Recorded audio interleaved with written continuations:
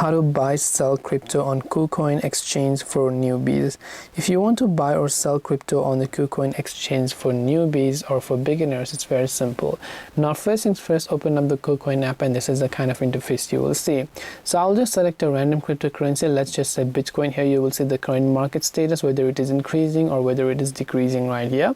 So what you want to do here is, if you want to just go ahead and then actually buy a certain crypto, you can tap on the buy option. You can select the amount that you want to, then tap on the buy BTC option after you set your trading password. Similarly, what you want to do is, if you want to sell it, you want to go to the sell option here instead and just tap on sell BTC, and then you'll be able to actually trade and finish up your trading password and so on. By the way, you can also see the current market status depending upon what you want to do, whether or not you choose to buy them. So I hope that this video helped you. If you have got any more questions, then feel free to also leave them down in the comment section below. Thank you for watching till the very end of this tutorial, and as always, see you soon in the next video.